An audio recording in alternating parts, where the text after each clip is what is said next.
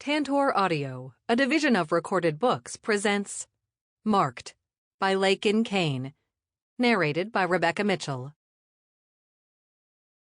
Part 1. Demon 1. Krista stalked the hybrid through the dark, mostly empty streets, her heart pumping hard, blood roaring like thunder in her ears. He seemed to know he had a tail. He avoided the circles of light cast by the towering streetlights, halting every few steps to probe the shadows with eyes that shone with the subtle green glow all hybrids possessed, which was how she'd caught sight of him in the first place. She'd spotted him 15 minutes earlier as she'd been laying hands on a demon-possessed human. She'd called 911 for the exorcised human, and then began trailing the hybrid, who, funnily enough, had likely intended to infect the possession before Krista had shown up and ruined his plans. As she followed him, she sent a text to Ricci's pest control with her location. She couldn't grab the hybrid. She was an exorcist, not an exterminator. But Ricci's office would send whichever worker they had in the area to handle the situation. And those guys were good. Her palms buzzed and itched with the after effects of the power she'd used to expel the demon and continued to trickle blood, though she'd wiped them repeatedly on her jeans. Her power was the hand of blood, which, though excellent at expelling and killing demons, was not exactly a pristine way to work. The hybrid jumped off the sidewalk and darted into the street, not bothering to check for traffic. As he passed directly beneath the streetlight and turned to check for followers, she caught a glimpse of his face. "Darius Wong," she muttered. She should have known. Wong she could catch. He was one of the rare wiped hybrids who, for reasons unknown, had transferred a bug to a human, and then nothing. No other bugs had developed. So the courts had ruled that he be allowed to live, and live free. But Wong, careless and stupid, had caused no end of grief in his freedom. There wasn't a person in Edgefield he hadn't royally fucked, pissed off, or harmed in some way. Now there was a bounty on his head, offered by Kyle Ricci himself, and Krista wanted it. The $5,000 would look really nice in her daughter Maggie's college fund.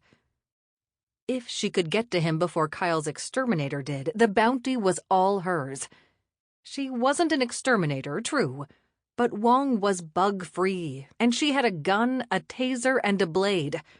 More importantly, she had a hand, rather bloody at the moment, of power. One of those things was going to help her take down a hybrid. And it wasn't going to be the gun, the taser, or the blade. She broke into a run, her long legs eating up the ground as she went for the hybrid. "Fuck," he yelled, catching sight of her. "Shit." She grinned. Wong's familiar long black hair slipped free from its band and streamed behind him as he raced across the pavement. If she had been closer, she would have grabbed that thick, silky hair, tapped the back of his skull with a pulsing finger, and taken him to the ground. But he was fast. Unfortunately for him, so was she, and the fact that he was worth $5,000 made her just a little bit faster. Hybrids could be handled by human weapons until and unless they transitioned to their final forms. Then it'd take a hell of a lot more than a baton or taser or a gun to put the bastards out of commission. Even an exorcist with their born magic would have trouble taking down a mature hybrid after his change. Wong would be long dead before he matured. She grunted and put a hand to her side, then swore as Wong darted into the Old River Bar and Grill across the street. The building was large, and despite the fact that the hour bordered on the ridiculous at 4:30 in the morning, it was bustling. It drew in the violent night dwellers, the dog-fighting and cock-fighting scum, the pimps, the bloody backyard boxers, hardened prostitutes, drug dealers, and other riffraff who used the place to unwind and refuel before they headed home to sleep the day away. She doubted that most of them ever saw the sun. It was a rough place for a rough crowd, and it boasted the meanest owners and rudest waitstaff in the city. It also served the best steak she'd ever eaten. She wasn't technically the law, but she was close enough, and they'd closed ranks around him the second he told them he was being chased. She doubted he'd made enemies of anyone inside the place. Not even Wong was that brave, or that stupid. Maybe. She didn't follow him into the building. After she caught him, she'd go in for a bite of breakfast before they closed for dawn. She'd worked up quite an appetite. She swerved around to the side of the restaurant, raced down the dark, smelly alley, and then rushed around to the back of the building. When he burst through the back exit, she was pressed against the wall by the door, waiting. "Dumbass," she said, and smacked him on the head, her hand pulsating with eager power. She'd tapped him just hard enough to scramble his brains a little. He'd be in pain for a while, but he'd live. When he went down, she flipped him over, yanked a zip tie from her belt, and restrained his hands behind his back. She straightened, straddling his prone body, and grinned. "Got you, sweetheart." She wiped her hand on his shirt, thinking how nice it would have been not to bleed every time she had to zap someone. Powered exorcists could use their magic aggressively on anything non-human if necessary, even wiped hybrids. They could use their magic on demon-possessed humans because the demon inside absorbed the brunt of the power and the human was left alive. But if they used their power to attack or defend against a human, it was an automatic life sentence. Since their palm prints were on file with the CIA, the Council on Interdimensional Access, the guilty culprit could easily be traced and caught, and then punished for the rest of his or her natural life. She'd rather be executed outright. Every time she expelled a demon, a tiny part of her hesitated. The fear and caution instilled since childhood was strong. Laying hands on a human was hard, because if she got it wrong, if there was no demon, she was worse than dead. The logical part of her was unconcerned. Demons couldn't hide from her. They couldn't hide from any born slayer. "Bitch," Wong croaked. "Fucking bitch. Don't try to sweet-talk me, Wong." She stepped away from his slender body and pulled her cell from her pocket to call for retrieval. He struggled to his knees, wincing, before climbing to his feet. "Krista. Come on, Krista." "A girl has to eat," she told him, then tapped the number for Ricci's office. "This is Krista Lennox. I'm behind the OR with Wong. Send one of your goons." "I have someone close," the voice said. "Less than 2 minutes. Is Wong the hybrid you called about earlier?" "Yes. I didn't know it was him at the time." She didn't know which of Kyle Ricci's men would end up with retrieval duty, but she figured it'd be his head goon, Asa Flynn. As far as goons went, Asa wasn't a bad sort. "Come on, Krista," Wong said again. He pressed his body against hers. "Chris." She laughed, then slapped his ass. "You know I'm married, and I wouldn't screw a hybrid anyway." He shrugged, then grinned. "Give me a kiss goodbye, at least. I'll need something to think about while Ricci is plying the thumbscrews." "You deserve the torture," she said lightly, though she might have felt a small, tiny, minor twinge of guilt. Hybrids legally could not be tortured or caged, but those laws were rarely enforced. "Give him what he wants and he'll go easier on you." "Never gonna happen." "Then he's going to hurt you, hon." But he'd been tortured before. He knew the risks he took when he pissed off the big dogs. She had a feeling that was the last time she'd be seeing or chasing Darius Wong. "One kiss," Wong cajoled, puckering his full lips and pressing his body against hers. "Come on." She smiled, then grabbed the rather impressive bulge at the front of his jeans. She gave a warning squeeze. "What do you have in that sexy mouth, Wong?" A wicked tongue is all, he murmured. You've heard about my tongue. I have, she agreed. But I'm betting you have something a little more sinister and a lot less pleasurable behind those pearly whites. And before he could tell her another lie, she swept his feet out from under him, wincing with sympathy when he hit the ground with a thud and a crunch. She knelt with her knee on his chest, then pressed her index finger against his lips. If you open your mouth, I'll send so much power down your throat, you'll think you're giving Zeus a blowjob. He wasn't particularly angry. He knew she was just doing her job. He kept his mouth closed. She heard the sound of a car engine purring and relaxed a little. Ricci's exterminator had arrived. A car door shut. Then footsteps approached. I think Wong has a bug, she said, afraid to take her attention off the hybrid. Asa Flynn knelt beside her, surprisingly agile for such a big man wearing so many weapons. At her words, he immediately reached behind him and pulled a netted mask from his belt. He handed it to her. Put this on. A little busy, she said, indicating the finger she held against Wong's lips. Asa unrolled the mask over her head and stretched it down her face, then let the elastic edge catch under her chin. He was careful and almost clinical. She didn't take her stare from the downed Wong, and when Asa's fingers brushed her throat, the look in Wong's eyes went from almost blank to sly and knowing. Hybrids were notoriously sensitive about picking up even a hint of sexual interest.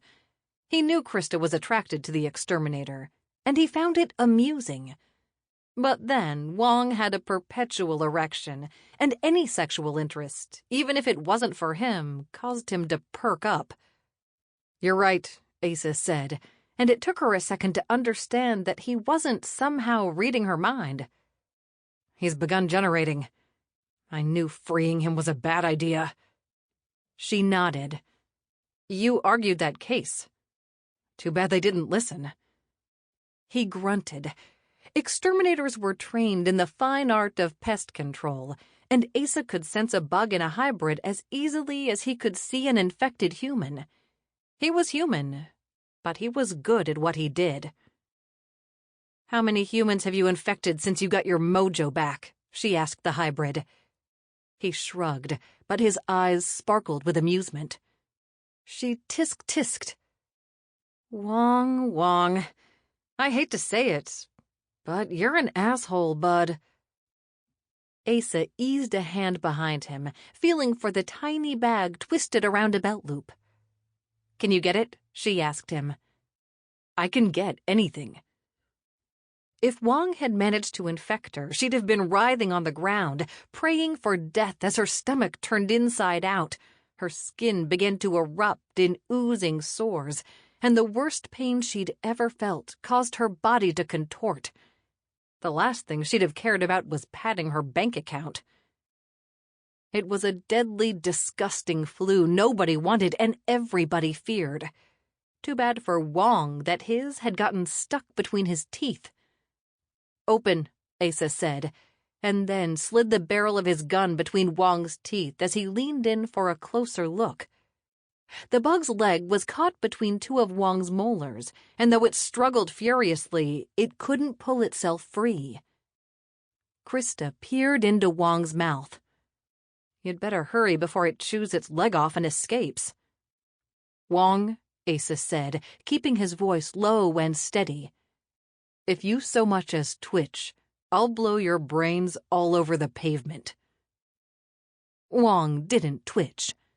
With one smooth movement, Asa slid the bag into the hybrid's mouth, and the bug, attracted by the sticky, minute magnet particles, was forced into the bag. In a frenzy of desperation, it squirted green blood, or slime, or shit into Wong's mouth. But even as the stuff ran down his throat, he never moved. She shuddered. Nice job, she told Asa. Can I have the bag? He lifted an eyebrow, but handed her the bag. Why? She yanked the net over her head and stuck it into her pocket. "It might be useful someday." "You want a ride?" he asked, hauling Wong to his feet. They both ignored the capture as he leaned forward, gagging and spitting his bug's waste onto the pavement. "No, that's all right." She knelt on the pavement, pulled her lighter from her pocket, and then lit the bag and the bug on fire. "I'll get an Uber." He set a bottle of water beside her, and she glanced up at him, surprised. "Thanks." "Yeah." He gripped Wong's arm, the olive skin of his big hand flawless but for the zigzag scar that started at his index finger and disappeared beneath the neatly rolled-up sleeve of his customary black button-up shirt. She watched him as he walked away, and the view was not unpleasant, not even a little bit. Hazel was always nicely dressed, his dark hair gathered into a neat short ponytail, his spicy, expensive scent familiar, pleasing, and subtle. There was no emotion in his eyes, but sometimes when he looked at her, the light blue fire of his stare was so intense she had to fight not to look away. She'd seen him run down a mark, beat the hell out of him, then throw him cuffed and subdued into the back seat of his car. And while she'd stood there like a normal person, her hair plastered to her sweaty face, cheeks hot, panting for breath, he'd calmly taken out his cell phone and called his boss without so much as a hitch to his voice or a hair out of place. Obviously, he was a robot. Or an alien. Maybe both. Her phone vibrated. The ringtone had caused her problems before by giving away her location, alerting a mark to her presence. And once, scaring off a human she'd only wanted to help. She put it on speaker before placing it on the pavement, then carefully swept up the ashes of Wong's bug. She'd deposit them into the private stash of items she'd collected over the years. She never knew when shit like that would come in handy. She'd once negotiated her release from an angry, bitter human by trading a demon's tooth for her freedom. "Mom?" She twisted the tip of the bag and secured it with a tie. "I'm here, Maggie. You okay?" "I'm always okay. You're the one out chasing bad guys." "Just checking on you." "I'm on my way home. Expelled one demon and caught a hybrid tonight." She looked down at her body and smoothed her hands over her clothes. "And not one drop of blood, except for the magic." "For once. Your dinner's in the oven keeping warm. Eat before you crash." "I will, hun. Go back to sleep." She decided against going into the restaurant to grab a bite because Maggie had a plate of food waiting for her, and the least she could do was go home and eat it. Sometimes her daughter acted like a 30-year-old woman instead of a 13-year-old girl. Maggie worried about Krista as much as Krista worried about Maggie. Their reasons, however, were completely different. She walked back around to the front of the building, then leaned against a parked truck to rest. She finished her water before fishing her phone from her pocket to bring up the Uber app. Now that the chase was over, she realized how tired she was. She'd be 30 years old on her next birthday, and some nights she felt every second of those almost 30 years. Tomorrow she'd collect her money and take a month off. Do something with her daughter. Maggie would appreciate a month free of worry. Poor kid. Krista fell asleep before she managed to schedule her ride, having perfected the art of sleeping standing up. One minute she was thinking about how absolutely perfect it was going to feel to crawl into her nice warm bed next to her nice warm husband, and the next minute she was screaming as a hand wrapped around her ankle, yanked her off her feet, and pulled her under the truck. So much for arriving home uninjured. Maggie was going to be so disappointed. 2. Long before Krista existed, non-human creatures had been finding cracks and rips in the veil that separated the worlds. Demons, mostly. ghosts and spirits occasionally. Evil, all of them. The more benign non-humans were apparently in a whole different section of existence, and they seemed content to remain there. The assholes, not so much. The demons joyfully possessed humans, and then they'd set out to do great harm as quickly as they could possibly do it, because they thrived in agony, chaos, and darkness. Her mother had been possessed for 2 weeks before giving birth to Krista. When she'd been born, Krista had seemed normal. She'd looked normal. But those 2 weeks had twisted the unborn baby, had molded her into something more than human. The demon had inadvertently given her the power to destroy him and his kind.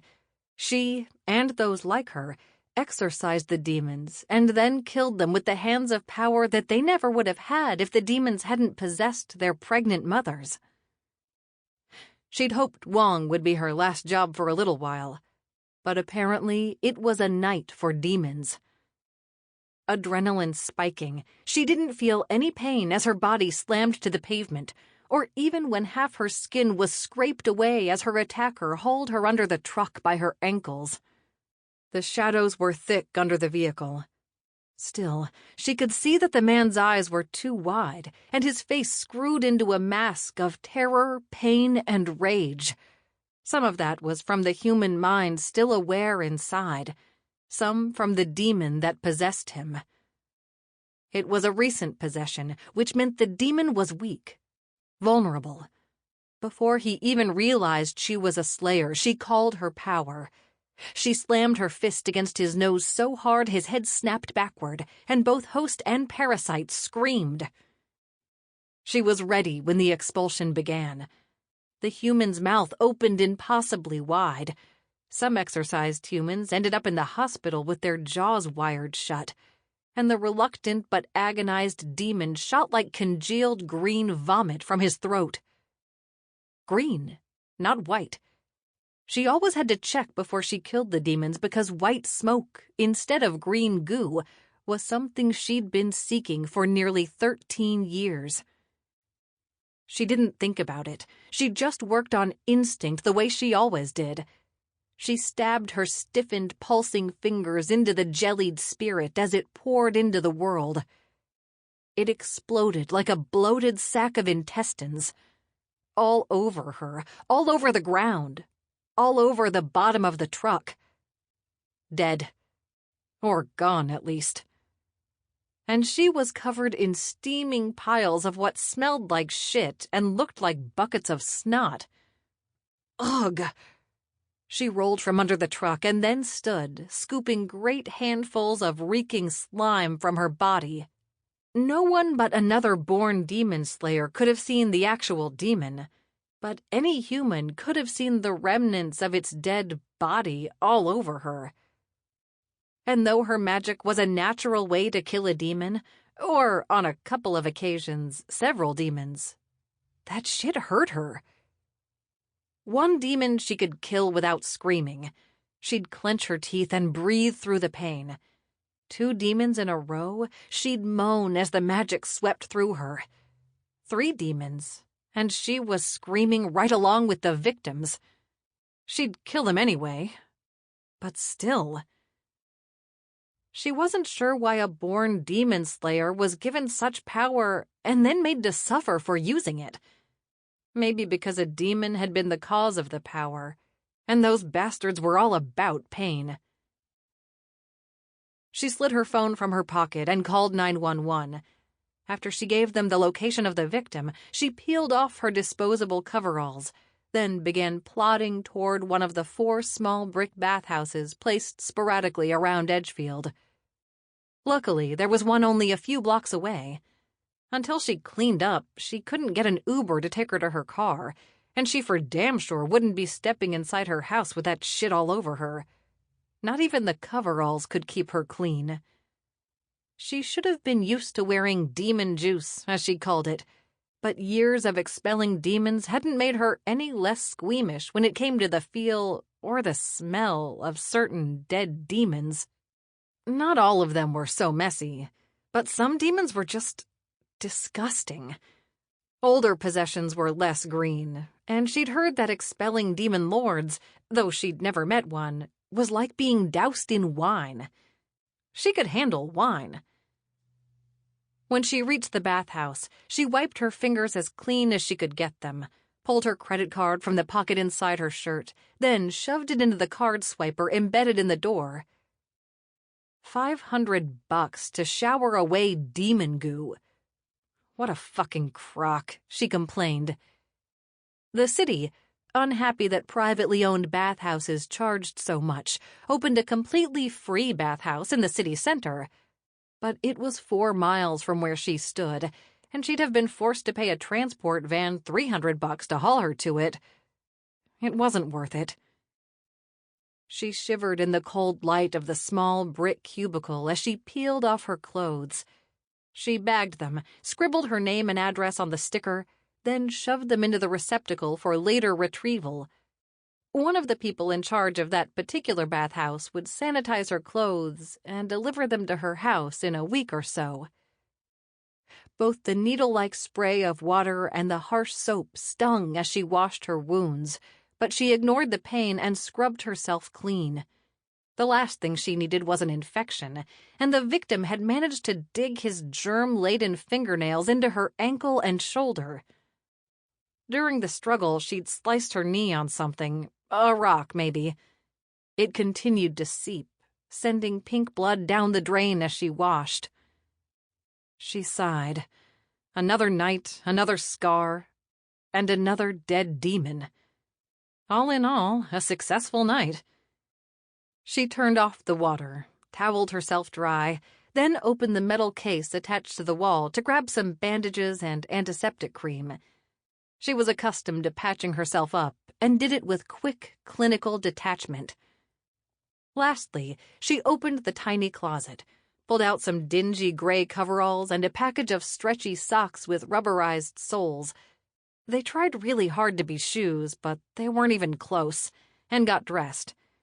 She placed her weapons and wallet into a small but sturdy plastic bag, then carried them outside to summon an Uber. By the time her ride arrived, the sky was lightening with the arrival of dawn, and she was once again falling asleep on her feet. She decided to go straight home and pick her car up later that day. Maggie texted when she was halfway home. "Mom?" "I'm almost there, honey. Had to sanitize." "OMG, are you okay?" "Yes, I'll be there in 10 minutes. Your dad?" "Sleeping." She sighed as she slid her phone into the pocket of the coveralls. It was a wonder child services left her alone. She sucked as a mother. Luckily, her husband Michael was a good father, even though Maggie wasn't normal. Krista's stomach tightened automatically with that thought. No, Maggie wasn't normal. She wasn't a regular child. She wasn't even a regular human. And there were only 4 people on Earth who knew that particular deadly secret. Maggie, Krista, Michael, and a woman named Stella Bishop, the best friend Krista had ever had. She was also a slightly intimidating woman who seemed to know nearly everything. And if she didn't know the answer to something, she'd either know someone who did, or she'd dig obsessively until she found the answers. Stella was the reason Krista knew not only what Maggie was, but how to fix it, and that she must never, ever have another child. Neither should Maggie, because there was a tiny chance that she could pass the extremely rare disorder to her offspring. Reversing it was a near impossibility, and when the girl's hybrid, a monstrous, deadly creature called a born, manifested in ways that could not be hidden, Maggie would be taken. Her life would become one endless horror. A week ago, she'd shown Krista patches of thickening flesh on her back. They were slightly darker than her pale skin and resembled silvery fish scales. Her body was beginning to grow the armor which would someday cover it. From the research Krista and Stella had gathered over the years, Maggie's change would happen at age 19. Sample complete. Ready to continue?